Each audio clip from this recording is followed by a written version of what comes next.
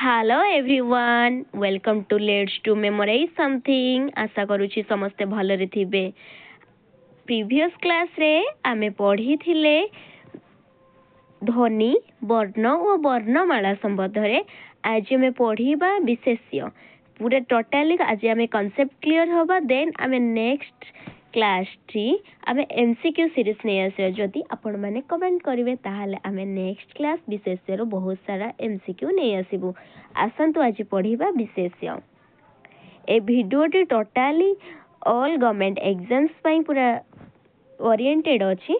जोटा को आपण माने पढ़ीबा निहाती उचित. आपण माने कंप्लीटली भिडियोटा को देखंतु. आसंतु पढ़ीबा विशेष्य कोन. विशेष्य जेउ पद कौनसी व्यक्ति जाति वस्तु गुण और क्रियार नाम को बुझाए ताहा को कौन कहा जाए ना विशेष्य बोली कहा जाई थाए. धर राम राम हिमालय हिमालय सुना कानफुल कानफुल इयरिंग जोड़ा आम कहूचे एगुड़ाक सब हूँ कौन एगुड़ा हूँ गोटे गोटे विशेष्यर ना जोड़ा कि जेउ पद कौन सी व्यक्तिर ना को हो कि जातिर जाति कि वस्तु कि गुण कि क्रिया जेकोसी भी हो से ताहाको कौन कहा जाए ना विशेष्य. गुण कथा आम कौन कहले जमी कि राग हस क्रोध से गुड़ाक हूँ गुण.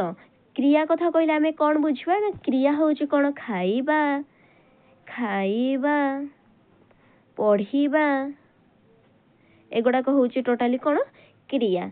ताहाले आमे जेउ पद कौनसी व्यक्ति जाति वस्तु गुण और क्रियार नाम को बुझाए ताहाको कौन कहा जाए ना विशेष्य बोली कहा जाई थाए. नेक्स्ट आमे जानिबा विशेष्यर प्रकार भेद. हमको विशेष्य को 5 भागरे विभक्त करा जायछि. केतोडी भागरे ना 5टी भागरे विभक्त करा जायछि. कौन कौन ना व्यक्तिवाचक बा जहाको संज्ञावाचक विशेष्य बोली कहा जाए. जातिवाचक विशेष्य वस्तुवाचक विशेष्य गुणवाचक विशेष्य आउ जोटे कौन क्रियावाचक विशेष्य अटे. व्यक्तिवाचक बा संज्ञावाचक विशेष्य कौन जोगुड़ा हूँ धर देवाशीष गोटे ना कपिलास जनक ना कटक गोटे सहरर ना कावेरी गोटे नदीर ना महाभारत गोटे पुस्तकर ना एगुड़ा सब हूँ कौन ना गोटे गोटे कौन व्यक्तिवाचक विशेष्य. जातिवाचक विशेष्य कौन ना जाति जोड़ा कि छात्र पर्वत माने आम ओडिशा आम इंडिया रे जेतिकी भी पर्वत अच्छी से समस्त को ये बुझाऊँ से जातिवाचक विशेष्य. छात्र टोटाली से जेकोसी प्रथम रु 10th पर्यंत हो कि से हायर लेवल किसी पाठ पढ़ु तो समस्त छात्र मानक बुझाऊँ से जातिवाचक विशेष्य. एठी नदी कहा जाइए स्पेसिफिक कहा जाए कि गंगा नदी कि महानदी एठी नदी कहा जाए माने ऑल टोटाल नदी को ही बुझाऊँ से कौन कहा जाउची जातिवाचक विशेष्य. देन आमे पढ़ीबा आज वस्तुवाचक विशेष्य. वस्तुवाचक विशेष्य कौन माटी काठ लुहा पानी कोइला एगुड़ाक सब हूँ कौन वस्तुवाचक विशेष्य. गुणवाचक विशेष्य जमी कि सत्य दारिद्र्य वार्धक्य गोटे यहाँ गोटे अवस्था अवस्था हेने भी यहाँ कौन गोटे गोटे गुणवाचक विशेष्य. दारिद्र्य भी गोटे अवस्था युवा अवस्था वार्धक्य एगुड़ा सब गोटे गोटे अवस्था किंतु एगुड़ाक जब एग्जाम पकई था से तो देन अवस्थावाचक विशेष्य से देथिबो गुणवाचक विशेष्य. आपण माने समस्त गुणवाचक विशेष्य पाखरे राइट करेक्ट चिन्ह देबे. देन आमे पढ़ीबा क्रियावाचक विशेष्य. क्रियावाचक विशेष्य पिलाटी खेलुची एठी खेलुची होची क्रिया सेटा होची गोटे क्रियावाचक विशेष्य.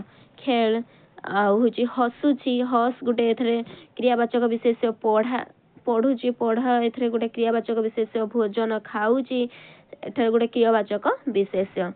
देन आमे पढ़ीबा जी मृतवाचक विशेष्य अमृतवाचक विशेष्य. तुम मानक एटा टिके अलग अलग लगुच कि ना एटा भी गोटे प्रकार विशेष्य. एटा भी एग्जाम रे आसुची. आसंतु जानिबा मृतवाचक विशेष्य कौन. जेउ विशेष्य गुड़िक देखी हुए ताहाको मृतवाचक विशेष्य कुहा जाए. जेमिति गोटे नामवाचक विशेष्य जातिवाचक विशेष्य वस्तुवाचक विशेष्य एगुड़ाक आम देखिपारुछु राम बोली आम कहूछु देखि पारुछु छुई पारुछु सेगुड़ाक हूँ कौन ना मृतवाचक विशेष्य। राम आम गोटे नामवाचक विशेष्य कहले राम गोटे छुआटे देखि पारुछु आम जानी पारुछु ये राम बोली।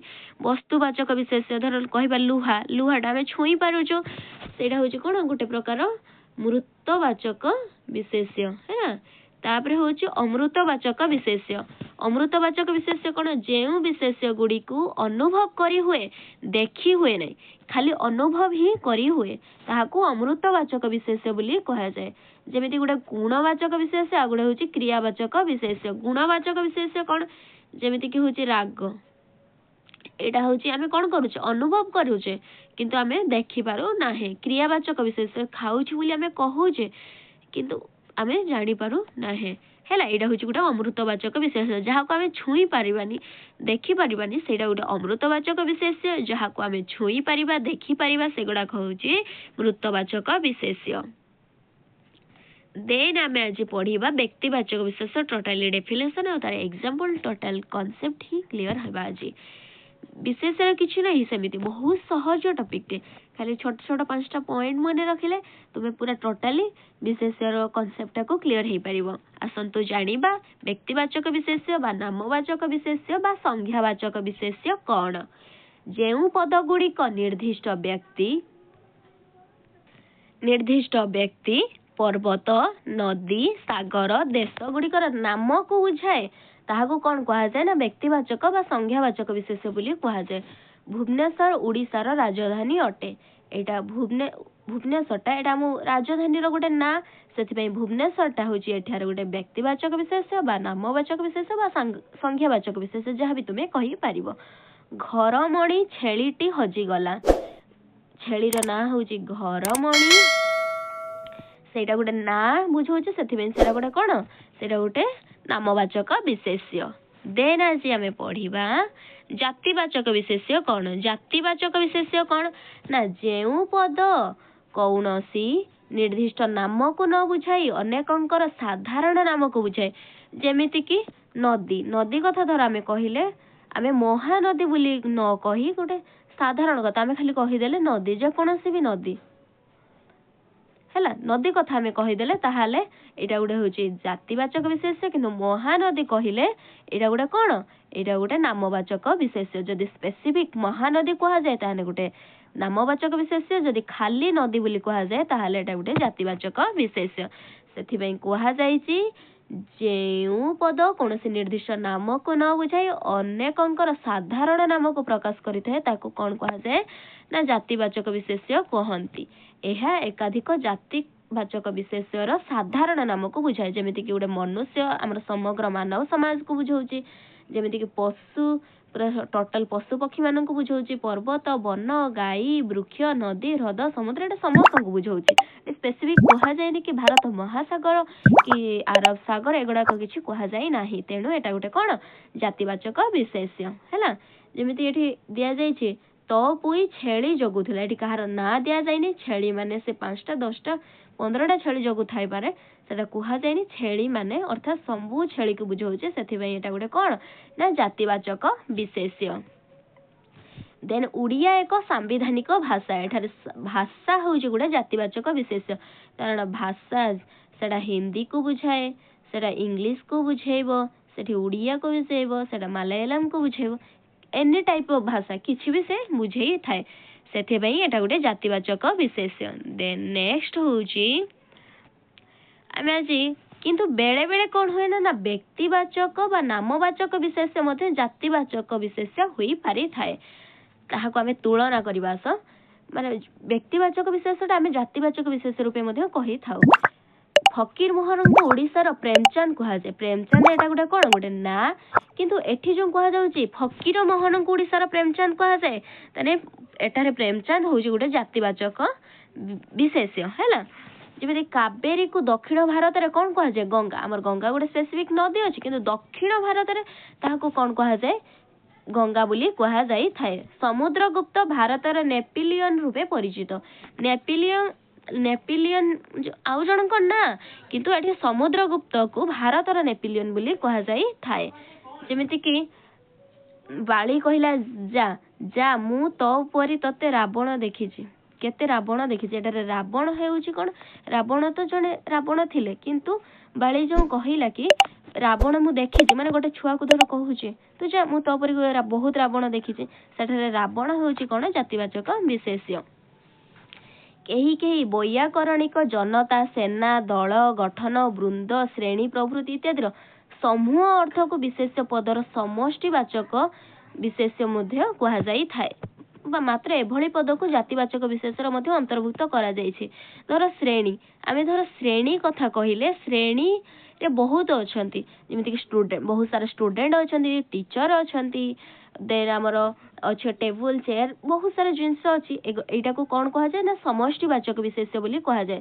ଯେମିତି ଜନତା, ପୁରା ସମଗ୍ର ଭାରତ ବର୍ଷ ପୃଥିବୀର ଜନତାଙ୍କ କଥା ଯଦି କୁହାଗଲା ତାହେଲେ ଏଇଟା ଗୋଟେ ସମଷ୍ଟିବାଚକ ବିଶେଷ୍ୟ। ଦଳ ଫାଷ୍ଟରୁ ହିଁ ସମଷ୍ଟିବାଚକ ବିଶେଷ୍ୟ। ଦଳ କେବଳ ଜଣକୁ ନେଇକି ଗଠନ କରାଯାଏ, ଏଇଟା ବହୁ ଜଣକୁ ନେଇ ଗଠନ କରାଯାଏ, ସେଥିପାଇଁ ଦଳ ଗୋଟେ ହେଉଛି କ'ଣ ସମଷ୍ଟିବାଚକ ବିଶେଷ୍ୟ।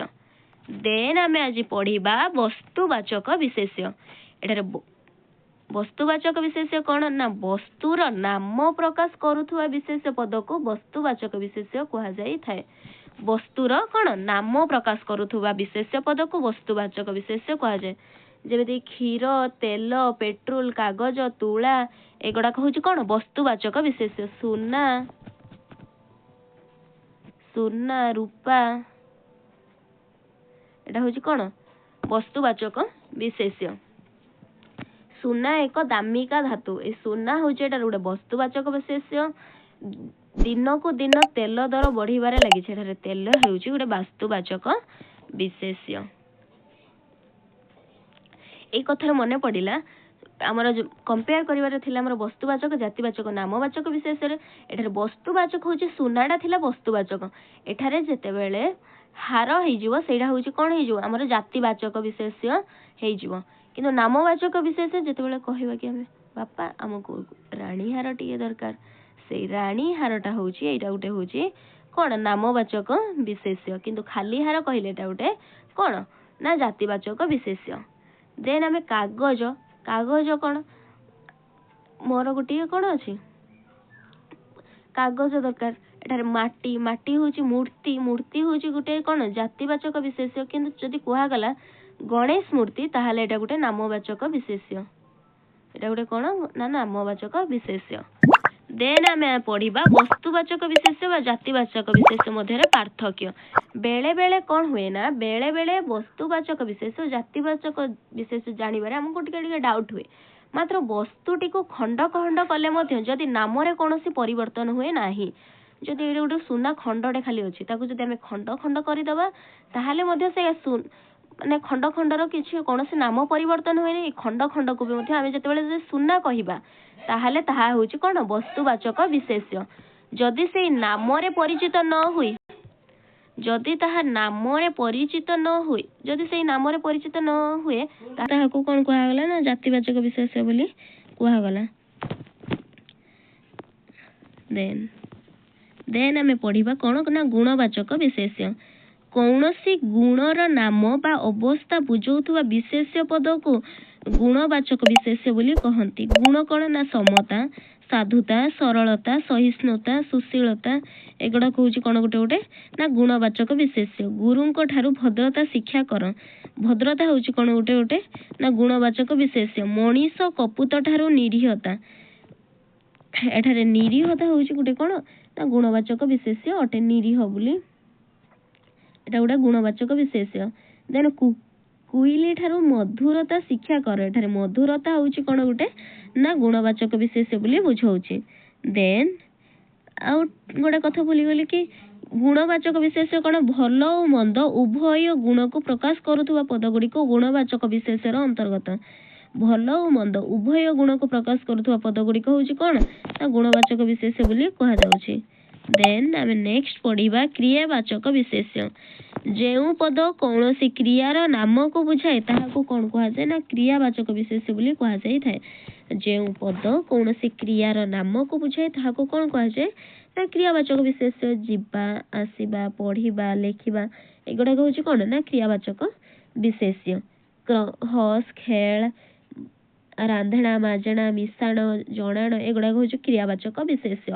ମୁଁ ଦିନ ଶୁଆ ଛାଡ଼ି ଦେଇଛି। ଏଠାରେ ଶୁଆ ହେଉଛି କ'ଣ? କ୍ରିୟାବାଚକ ବିଶେଷ୍ୟ। ବନ୍ଧୁତାକୁ ଦିଆ ନିଆ ସୁନ୍ଦର। ଏଠାରେ ଦିଆ ନିଆ ହେଉଛି କ୍ରିୟାବାଚକ ବିଶେଷ୍ୟ। ତୁମେ ମାନେ ଟୋଟାଲି କ୍ଲିୟର ହେଇସାରିଥିବ ଆମର। କ୍ଲିୟର ହେଇସାରିଥିବ କ୍ରିୟାବାଚକ ବିଶେଷ୍ୟ କ'ଣ, କ୍ରିୟାବାଚକ ବିଶେଷ୍ୟ କ'ଣ, ଆଉ ହେଉଛି ଆମର ଗୁଣବାଚକ ବିଶେଷ୍ୟ କ'ଣ। ଗୁଣବାଚକ ହେଉଛି ଭଦ୍ରତା, ନିରୀହତା, ସୌନ୍ଦର୍ଯ୍ୟତା, ମଧୁରତା, ମମତା, ସ୍ନେହ, ସତ୍ୟ, ସୁଖ, ଦୁଃଖ ଇତ୍ୟାଦି ସବୁ। ଦେନ୍ ଆମେ ପଢ଼ିଥିଲେ କ'ଣ ନା ବସ୍ତୁବାଚକ ଓ ଜାତିବାଚକ ବିଶେଷ ମଧ୍ୟରେ ପାର୍ଥକ୍ୟ। ବସ୍ତୁବାଚକ କ'ଣ? ଯଦି କୌଣସି ବସ୍ତୁକୁ ଖଣ୍ଡ ଖଣ୍ଡ କଲେ ମଧ୍ୟ କି କୌଣସି ନାମରେ ପରିବର୍ତ୍ତନ ହୁଏ ନାହିଁ, ସେଇଟା ହେଉଛି ବସ୍ତୁବାଚକ ବିଶେଷ। ଯେଉଁଟା ହୋଇଯାଇଥାଏ ସେହି ନାମରେ ପରିଚିତ ନ ହୋଇ ଗୋଟେ ମାନେ ଅଲଗା ନାମରେ ପରିବର୍ତ୍ତନ ହୋଇଯାଇଥାଏ ତାହାକୁ ଜାତିବାଚକ ବିଶେଷ ବୋଲି କୁହାଯାଇଥାଏ। ଦେନ୍ ଜାତିବାଚକ ବିଶେଷ କ'ଣ ବୋଲି ଜାଣିଲ। ଦେନ୍ ବସ୍ତୁବାଚକ ବିଶେଷ, ଦେନ୍ ଜାତିବାଚକ ବିଶେଷ ଆମେ କ'ଣ ବୋଲି ଜାଣିଥିଲେ? ଯେଉଁ ପଦ କୌଣସି ନିର୍ଦ୍ଦିଷ୍ଟ ନାମକୁ ନ ବୁଝାଇ ଅନେକଙ୍କର ସାଧାରଣ ନାମକୁ ପ୍ରକାଶ କରିଥାଏ ସେଇଟାକୁ ଜାତିବାଚକ ବିଶେଷ ବୋଲି କୁହାଯାଇଥାଏ। ଦେନ୍ ନାମବାଚକ ବିଶେଷ ଯେମିତିକି ବ୍ୟକ୍ତି, ପର୍ବତ, ନଦୀ, ସାଗର, ଦେଶ ଏଗୁଡ଼ିକୁ ବୁଝାଏ, ସେଇଟା ହେଉଛି ନାମବାଚକ ବିଶେଷ। ଟୋଟାଲି ତୁମେମାନେ ବୁଝିପାରିଥିବ ମୁଁ ଆଶା କରୁଛି। ଆପଣମାନେ ଯଦି ଭିଡ଼ିଓଟିକୁ କମ୍ପ୍ଲିଟଲି ଦେଖିଛନ୍ତି ଏବଂ ଆପଣମାନଙ୍କୁ ଭିଡ଼ିଓଟି ବହୁତ ଭଲ ଲାଗିଛି ତାହେଲେ ଏହି ଚ୍ୟାନେଲକୁ ଲାଇକ୍, ସେୟାର ଏଣ୍ଡ ସବସ୍କ୍ରାଇବ୍ କରନ୍ତୁ। ଧନ୍ୟବାଦ।